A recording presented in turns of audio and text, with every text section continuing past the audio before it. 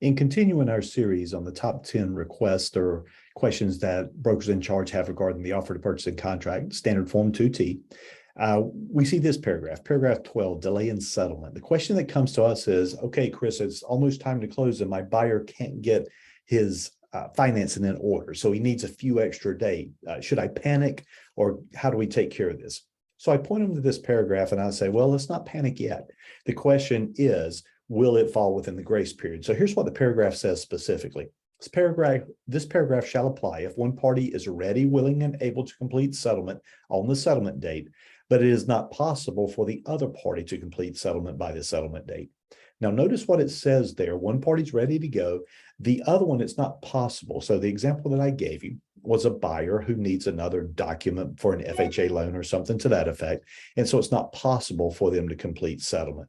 Okay, well, we have a problem, but it's not a major problem yet. So notice what it says next.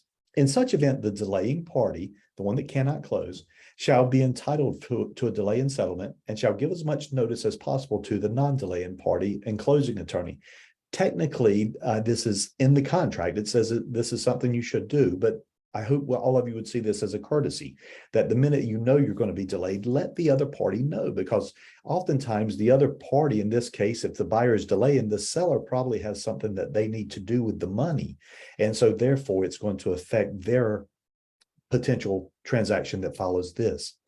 If the delaying party fails to complete settlement closing within 7 days of the settlement date, then the delaying party shall be in breach, and the non-delaying party may terminate this contract and shall be entitled to enforce any remedies available to such party under this contract for breach.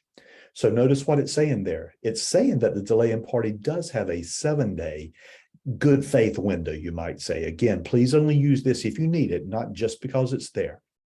But if you can't complete it within that 7 days, now the other party can say to you, hey, you didn't complete it within the 7 days. I'm going to kick you out of this contract in writing. And what I'm going to do is I'm going to take whatever the spoils, the remedy of the breach of contract is. So for example, if the buyer cannot close within that 7-day period, and it's no fault of the seller's, then the seller could literally kick him out of the contract and be entitled to keep both the due diligence money and the earnest money. If you know that your party is going to run into a potential delay, I would first seek to modify the closing date. Use the agreement to amend, and you'll notice in the agreement to amend that it will allow you to amend the closing date, the settlement date, to a later time.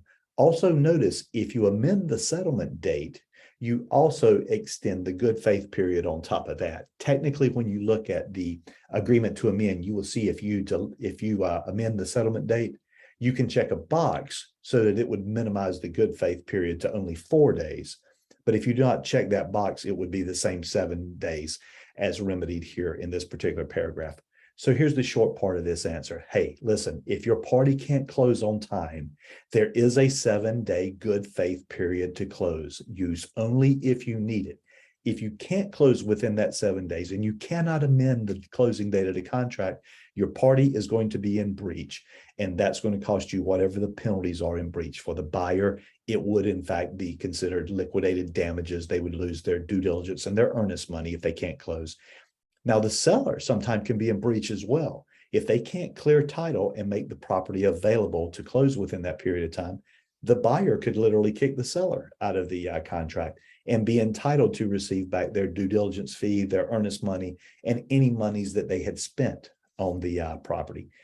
Keep your eyes open for these things. There is a good faith period built in, but if you ever see that your party is not going to be able to close on time, it probably will be worthwhile for you to seek remedies earlier rather than wait on this paragraph to take you out of trouble. 7 days is a short time when you're trying to get things wrapped up to close. If you have any questions, again, leave them in the comments below and we will get back to you on that. Thank you.